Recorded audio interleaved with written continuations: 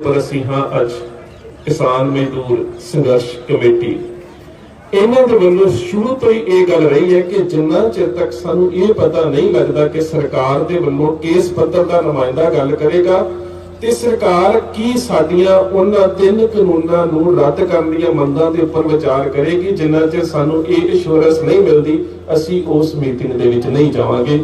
मैं सोचदा कि हुण तक दा ये सब तो वधिया फैसला है कि कम से कम असी बार बार अपना जथेबंदियां दा जां संघर्ष दे विच आए हुए लोकां दा वक्त बर्बाद ते नहीं कर रहे।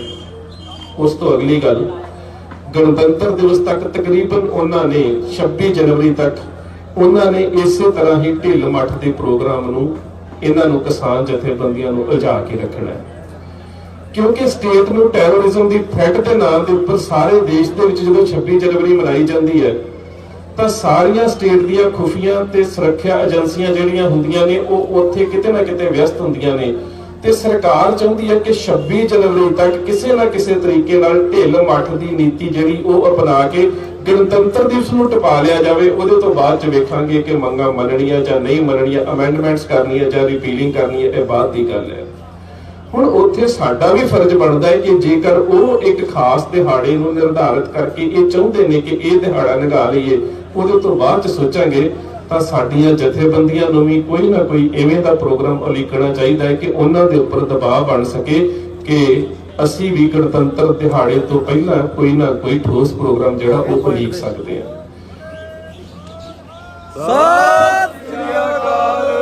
ਕਿਉਂਕਿ ਤੁਸੀਂ ਟਰਾਲੀਆਂ ਦੇ ਵਿੱਚ ਅਸੀਂ ਤਕਰੀਬਨ ਰੋਜ਼ ਜਾਂਦੇ ਆ, ਜਿਹੜੀਆਂ ਟਰਾਲੀਆਂ ਦੇ ਵਿੱਚ ਬੈਠਾ ਹੋਇਆ ਨੌਜਵਾਨ ਹੈ ਨਾ, ਉਹ ਨੌਜਵਾਨ ਇਸ ਗੱਲ ਤੋਂ ਬੜੀ ਉਦਾਸੀਨਤਾ ਦੇ ਇੱਕ ਪ੍ਰਭਾਵ ਦੇ ਵਿੱਚ ਹੈ ਕਿ ਜਥੇਬੰਦੀਆਂ ਵੱਲੋਂ ਅਗਲੇਰਾ ਪ੍ਰੋਗਰਾਮ ਨਹੀਂ ਦਿੱਤਾ ਜਾ ਰਿਹਾ।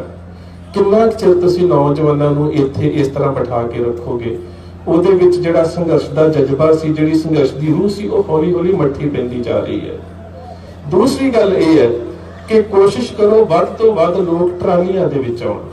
ਜਿਹੜੇ ਲੋਕ ਟਰਾਲੀਆਂ ਦੇ ਵਿੱਚ ਆਉਂਦੇ ਨੇ ਉਹਨਾਂ ਦਾ ਹੀ ਸਰਕਾਰ ਦੇ ਉੱਪਰ ਸਭ ਤੋਂ ਵੱਧ ਦਬਾਅ ਹੁੰਦਾ ਹੈ ਕਿ ਜਿਹੜੇ ਟਰਾਲੀਆਂ ਚ ਆਉਂਦੇ ਨੇ ਮਹੀਨੇ 2 ਮਹੀਨੇ ਦਾ ਰਾਸ਼ਨ ਲੈ ਕੇ ਆਉਂਦੇ ਨੇ ਤੇ ਇਸ ਤਿਆਰੀ ਦੇ ਨਾਲ ਆਉਂਦੇ ਨੇ ਕਿ ਅਸੀਂ ਛੇਤੀ ਵਾਪਸ ਨਹੀਂ ਮੁੜਨਾ, ਪਰ ਜਦੋਂ ਅਸੀਂ ਗੱਡੀਆਂ ਤੇ ਸਵੇਰੇ ਆਉਂਦੇ ਆ ਤੇ ਸ਼ਾਮ ਨੂੰ ਮੁੜ ਜਾਂਦੇ ਆ, ਭੀੜ ਦਾ ਪ੍ਰਗਟਾਵਾ ਤਾਂ ਹੋ ਜਾਂਦਾ ਕਿ ਲੋਕ ਆ ਰਹੇ ਨੇ, ਪਰ ਇਸ ਭੀੜ ਤੋਂ ਸਰਕਾਰ ਦੇ ਉੱਪਰ ਕੋਈ ਦਬਾਅ ਪੈਦਾ ਨਹੀਂ ਹੁੰਦਾ ਕਿਉਂਕਿ ਅਸੀਂ ਲੋਕ ਕੰਫਰਟ ਜ਼ੋਨ ਦੇ ਵਿੱਚ ਹੁੰਦੇ ਆ। ਅਸੀਂ ਇੱਕ ਮੇਲੇ ਦੇ ਵਾਂਗੂ ਆ ਰਹੇ ਆ ਕਿ ਸਵੇਰੇ ਆਏ ਤੇ ਸ਼ਾਮ ਨੂੰ ਬੱਚਿਆਂ ਦੇ ਨਾਲ ਸੈਲਫੀਆਂ ਕਰਾ ਕੇ ਵਾਪਸ ਚਲੇ ਗਏ। ਸੋ ਸਾਨੂੰ ਇਸ ਪੱਖ ਤੇ ਥੋੜਾ ਉੱਪਰ ਉੱਠਣਾ ਪਵੇਗਾ। ਅਗਲੀ ਗੱਲ ਹੈ ਕਿ ਆਪਣੇ ਵਿਰਸੇ ਦੇ ਵਿੱਚੋਂ, ਆਪਣੇ ਇਤਿਹਾਸ ਦੇ ਵਿੱਚੋਂ, ਆਪਣੀ ਤਾਰੀਖ ਦੇ ਵਿੱਚੋਂ ਸਾਨੂੰ ਇੱਕ ਸਬਕ ਲੈਣਾ ਪਵੇਗਾ ਕਿ ਬਹੁਤ ਜ਼ਿਆਦਾ ਗਿਣਤੀ ਦੀ ਲੋੜ ਨਹੀਂ। ਅਸੀਂ ਥੋੜੇ ਵੀ ਡਟ ਗਏ ਨਾ ਤੇ ਅਸੀਂ ਗਰਜਾ ਸਿੰਘ ਤੇ ਬੋਤਾ ਸਿੰਘ ਦਾ ਇਤਿਹਾਸ ਦੁਹਰਾ ਦੇਵਾਂਗੇ।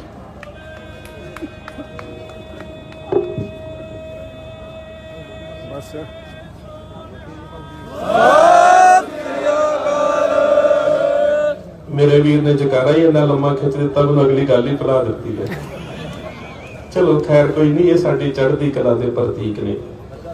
समा 18वीं सदी का वो सी जदों सरकार दे वल्लों ये फरमान जारी कर दिता गया कि नानक प्रस्तां बा बयंद बा कतल रसानंद। फारसी दे विच जिथे भी गुरु नानक नूं मनण वाला सिख नजर आउंदा है उसका सिर वढ के लिआंदा जावे ते उस दे सिर दा जिहड़ा साडे कोल मुੱਲ ਲੈ ਸਕਦੇ हो।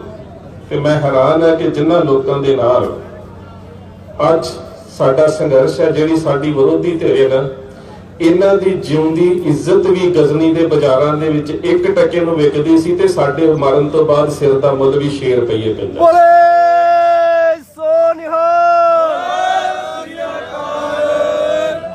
दरबार साहब दे दर्शन इशनान दे उपर पूरी तरह दे नाल पाबंदी सी।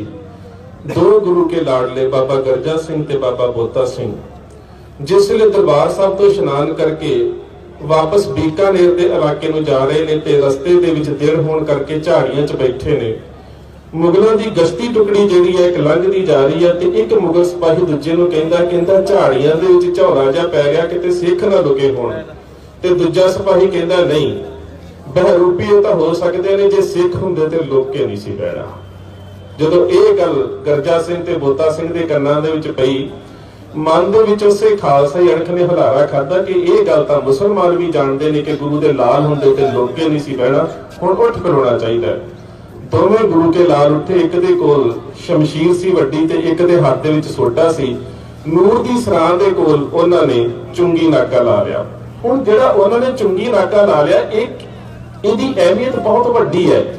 ਵੱਡੀ ਇਸ ਕਰਕੇ ਹੈ ਕਿ ਅਕਬਰ ਦੇ ਸਮੇਂ ਜਿਹੜਾ ਜ਼ਮੀਨੀ ਬੰਦੋਬਸਤ ਬਣਿਆ ਹੈ ਨਾ, ਜਿਸ ਨੂੰ ਅਕਬਰ ਦੇ 9 ਰਤਨਾਂ ਦੇ ਵਿੱਚੋਂ ਟੋਡਰ ਮੱਲ ਨੇ ਤਿਆਰ ਕੀਤਾ ਸੀ। ਅਸੀਂ ਸਾਰੇ ਕਿਸਾਨ ਭਰਾ ਹੈ ਨਾ, ਅਸੀਂ ਜਾਣਦੇ ਹਾਂ ਜਦੋਂ ਅਸੀਂ ਪਟਵਾਰੀਆਂ ਦੇ ਕੋਲ ਜਾਂਦੇ ਹਾਂ, ਤਹਿਸੀਲ ਦੇ ਵਿੱਚ ਜਾਂਦੇ ਹਾਂ, ਜਿੰਨੇ ਵੀ ਸ਼ਬਦਾਵਲੀ ਵਰਤੀ ਜਾਂਦੀ, ਇੰਦਰਾਜ, ਤਸੱਵਰ, ਬੈ, ਜਮਾਬੰਦੀ, ਚਾਹੀ ਜ਼ਮੀਨ, ਇਹ ਜਿੰਨੀਆਂ ਵੀ ਸ਼ਬਦਾਵਲੀਆਂ ਨੇ ਇਹ ਸਾਰੀਆਂ ਹੀ ਫਾਰਸੀ ਦੀਆਂ ਨੇ ਤੇ ਸਾਰੀਆਂ ਅਕਬਰ ਦੇ ਵੇਲੇ ਦੀਆਂ ਬਣੀਆਂ ਹੋਈਆਂ। ਇਹ ਜ਼ਮੀਨੀ ਬੰਦੋਬਸਤ ਅਕਬਰ ਨੇ ਬਣਾਇਆ ਸੀ ਤੇ ਅਕਬਰ ਨੇ ਜ਼ਮੀਨਾਂ ਦੇ ਉੱਪਰ ਟੈਕਸ ਲਾਉਣ ਦੀ ਕਵਾਇਦ ਸ਼ੁਰੂ ਕੀਤੀ ਸੀ, ਜਿਹੜੀ ਬਾਬਾ ਬੰਦਾ ਸਿੰਘ ਬਹਾਦਰ ਨੇ ਖਤਮ ਕੀਤੀ। ਉਸ ਵੇਲੇ ਉਹਨਾਂ ਨੇ ਚੁੰਗੀ ਨਾਕਾ ਲਾ ਲਿਆ ਤੇ ਜਦੋਂ ਚੁੰਗੀ ਨਾਕਾ ਲਾਇਆ ਤੇ ਲੋਕਲ ਸਿਪਾਹੀਆਂ ਦੇ ਨਾਲ ਉਹਨਾਂ ਦੀ ਜੰਗ ਹੋਈ ਤੇ ਜਿਹੜੇ ਸਿਪਾਹੀ ਸੀ ਉਹ ਮਾਰੇ ਗਏ ਤੇ ਇਹ ਨਾਕਾ ਲਾ ਕੇ ਬਹਿ ਗਏ ਨੇ। ਇੱਥੇ ਨਾਕਾ ਲਾਉਣਾ ਇਸ ਗੱਲ ਦਾ ਕੇਵਲ ਪ੍ਰਤੀਕ ਨਹੀਂ ਹੈ ਕਿ ਦੋ ਸਿੰਘ ਹਕੂਮਤ ਦੇ ਸਾਹਮਣੇ ਡਟ ਗਏ ਨੇ। ਨਾਕਾ ਲਾਉਣਾ ਇਸ ਗੱਲ ਦਾ ਪ੍ਰਤੀਕ ਹੈ ਕਿ ਦੋ ਸਿੱਖਾਂ ਨੇ ਹਕੂਮਤ ਦੀਆਂ ਆਰਥਿਕ ਨੀਤੀਆਂ ਦੇ ਖਿਲਾਫ ਸੰਘਰਸ਼ ਕਰਕੇ ਕੇਸਰੀ ਨਿਸ਼ਾਨ ਸਾਹਿਬ ਗੱਡ ਕੇ ਇਹ ਐਲਾਨ ਕਰ ਦਿੱਤਾ ਕਿ ਅਸੀਂ ਸਰਕਾਰ ਦੇ ਮੁਕਾਬਲੇ ਦੂਜੀ ਸਰਕਾਰ ਚਲਾ ਰਹੇ ਹਾਂ।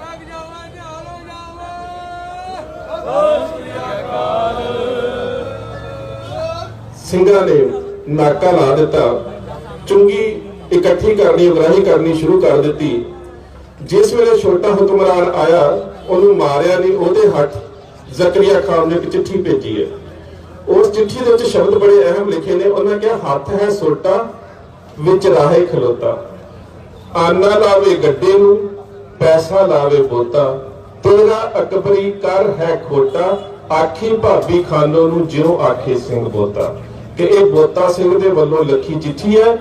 ਅਸੀਂ ਇੱਥੇ ਨਾਕਾ ਇਸ ਕਰਕੇ ਲਾਇਆ, ਸਾਡਾ ਨਿਸ਼ਾਨਾ ਕੋਈ ਪੈਸੇ ਇਕੱਠੇ ਕਰਨਾ ਨਹੀਂ, ਸਾਡਾ ਨਿਸ਼ਾਨਾ ਇਹ ਹੈ ਕਿ ਜਿਹੜੇ ਤੇਰੇ ਕਾਨੂੰਨ ਨੇ ਉਹ ਮਾੜੇ ਨੇ, ਇਹ ਵਿਰੋਧਤਾ ਤੇਰੇ ਕਾਨੂੰਨਾਂ ਦੀ ਹੈ।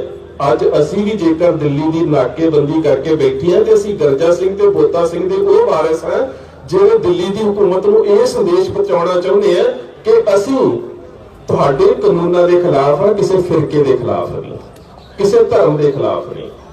ਸੋ ਗਰਜਾ ਸਿੰਘ ਤੇ ਬੋਤਾ ਸਿੰਘ ਨੇ ਉੱਥੇ ਨਾਕਾ ਲਾ ਲਿਆ। ਉਹਦੇ ਤੋਂ ਬਾਅਦ ਜ਼ਕਰੀਆ ਖਾਨ ਦੇ ਵੱਲੋਂ ਭੇਜੇ ਹੋਏ ਜਿਹੜੇ ਫੌਜਦਾਰ ਨੇ ਉਹਨਾਂ ਦੇ ਨਾਲ ਜੰਗ ਕਰਦੇ ਨੇ, ਯੁੱਧ ਕਰਦੇ ਨੇ। ਉਹਦੇ ਨਾਲ ਮੈਂ ਅੱਜ ਇੱਕ ਹੋਰ ਘਟਨਾ ਵਾਪਰੀ ਆ, ਥੋੜੀ ਜਿਹੀ ਜੋੜ ਕੇ ਦੱਸ ਦੇਵਾਂ। ਪਹਿਲਾਂ ਇੱਥੇ ਸਿੰਘੜੇ ਵਾਲੇ ਬਾਬਾ ਰਾਮ ਸਿੰਘ ਹੋਣਾ ਨੇ ਆਪਣੇ ਆਪ ਨੂੰ ਗੋਲੀ ਮਾਰ ਕੇ ਆਤਮ ਹੱਤਿਆ ਕਰ ਲਈ ਸੀ। ਇਹ ਦਰਅਸਲ ਸੰਘਰਸ਼ ਦੇ ਵਿੱਚ ਇਹਦੇ ਨਾਲ ਕੋਈ ਹਰਾਰਾ ਨਹੀਂ ਆ ਰਿਹਾ, ਕਿਤੇ ਨਾ ਕਿਤੇ ਸਾਡੀ ਮਾਨਸਿਕਤਾ ਇਹਦੇ ਨਾਲ ਢਹਿੰਦੀ ਕਲਾ ਚ ਜਾਂਦੀ ਹੈ। ਵੇਖੋ, ਜੇ ਤੁਸੀਂ ਤਸੱਵਰ ਕਰ ਹੀ ਲਿਆ ਕਿ ਜਾਨ ਦੇਣੀ ਹੈ, ਫਿਰ ਦੁਸ਼ਮਣ ਦੇ ਨਾਲ ਜੂਝ ਕੇ ਦਿੱਤੀ ਜਾਏ, ਫਿਰ ਆਪਣੀ ਜਾਨ ਵਿਅਰਥ ਕਿਉਂ ਗਵਾਈ ਜਾਏ। ਇਸੇ ਤਰ੍ਹਾਂ ਅੱਜ ਗਾਜੀਪੁਰ ਬਾਰਡਰ ਦੇ ਉੱਪਰ ਬਾਬਾ ਕਸ਼ਮੀਰਾ ਸਿੰਘ ਬਲਾਸਪੁਰ ਵਾਲਿਆਂ ਨੇ ਫਾਹ ਲੈ ਲਿਆ ਤੇ ਇੱਕ ਚਿੱਠੀ ਲਿਖ ਕੇ ਰੱਖ ਦਿੱਤੀ ਹੈ। ਇਹ ਕੋਈ ਚੰਗੇ ਸੰਕੇਤ ਨਹੀਂ, ਇਹ ਸਾਡੀ ਵਿਚਾਰਧਾਰਾ ਨਹੀਂ, ਇਹ ਸਾਡੀ ਮਰਿਆਦਾ ਨਹੀਂ, ਇਹ ਸਾਡੇ ਧਰਮ ਦਾ ਉਚੇਰਾ ਚੜ੍ਹਦੀ ਕਲਾ ਵਾਲਾ ਪੱਖ ਨਹੀਂ ਹੈਗਾ। ਵੇਖੋ, ਅਸੀਂ ਤਾਂ ਉਹਨਾਂ ਲੋਕਾਂ ਦੇ ਹੱਕ ਦੇ ਵਿੱਚ ਜੂਝਣ ਵਾਸਤੇ ਆਏ ਆ ਕਿ ਜਿਹੜੇ ਸਰਕਾਰੀ ਕਰਜ਼ਿਆਂ ਦੀਆਂ ਨੀਤੀਆਂ ਕਰਕੇ ਆਤਮ ਹੱਤਿਆ ਕਰਨੇ ਸੀ। ਅਸੀਂ ਤੇ ਉਹਨਾਂ ਦੀ ਆਵਾਜ਼ ਬੁਲੰਦ ਕਰਨ ਆਏ ਆ ਕਿ ਅਸੀਂ ਸਰਕਾਰ ਦੇ ਖਿਲਾਫ ਲੜਨਾ ਹੈ ਤੇ ਆਪਣੇ ਕਿਸੇ ਵੀ ਭਰਾ ਨੂੰ ਆਤਮ ਹੱਤਿਆ ਨਹੀਂ ਕਰਨ ਦੇਣੀ। ਪਰ ਜੇਕਰ ਸੰਘਰਸ਼ ਦੇ ਵਿੱਚ ਹੀ ਆ ਕੇ ਆਤਮ ਹੱਤਿਆ ਕਰਾਂਗੇ ਤੇ ਸੰਦੇਸ਼ ਕੀ ਜਾਵੇਗਾ? ਅਸੀਂ ਚੜ੍ਹਦੀ ਕਲਾ ਨਾਲ ਲੜਨਾ ਹੈ। ਅਸੀਂ ਉਸ ਸਪਿਰਿਟ ਦੇ ਨਾਲ, ਉਸ ਵਿਚਾਰਧਾਰਾ ਦੇ ਨਾਲ ਜੂਝਣਾ ਹੈ ਕਿ ਜਿਸ ਵੇਲੇ ਜ਼ਾਫਰ ਖਿਆਲ ਦਾ ਤੀਰ ਆ ਕੇ ਗਰਜਾ ਸਿੰਘ ਦੀ ਛਾਤੀ 'ਚ ਵੱਜਦਾ ਤੇ ਛਾਤੀ 'ਚੋਂ ਤੀਰ ਨੂੰ ਪੁੱਟ ਕੇ ਪਰਾਂ ਸੁੱਟ ਕੇ ਪਤਾ ਕੀ ਕਹਿੰਦਾ? ਕਹਿੰਦਾ, ਸੂਬੇ ਜੇ ਤੁਮਰੋ ਕੈਸੇ ਚੀਰ ਜੋ ਹਮਰੇ ਚੀਰ ਨਾ ਸਕੋ ਸਰੀਰ। ਕਹਿੰਦਾ, ਕਿਹੋ ਜਿਹੇ ਮਾੜੇ ਜਿਹੇ ਤੀਰ ਚੁੱਕੀ ਫਿਰਦਾ ਜਿਹੜੇ ਮੇਰੀ ਛਾਤੀ ਦੇ ਆਰ ਪਾਰ ਨਹੀਂ ਜਾਂਦੇ।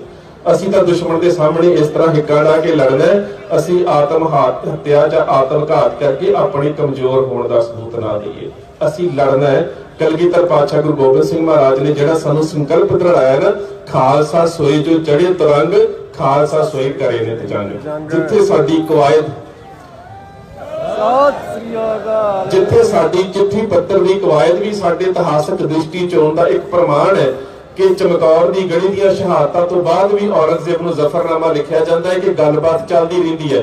ਉਹ ਸਰਕਾਰੀ ਪੱਧਰ ਦੇ ਉੱਪਰ, ਕੂਟਨੀਤਿਕ ਪੱਧਰ ਦੇ ਉੱਪਰ ਗੱਲਬਾਤ ਚੱਲਦੀ ਰਹੀ ਹੈ। ਪਰ ਇਸ ਸੰਘਰਸ਼ ਦੇ ਵਿੱਚ ਅਸੀਂ ਸਮਰਪਿਤ ਹੋ ਕੇ ਆਏ ਹਾਂ ਅਸੀਂ ਆਤਮ ਹੱਤਿਆ ਨਹੀਂ ਕਰਨੀ ਬल्कि अपना आपा कुर्बान करने वास्ते तैयार रहना।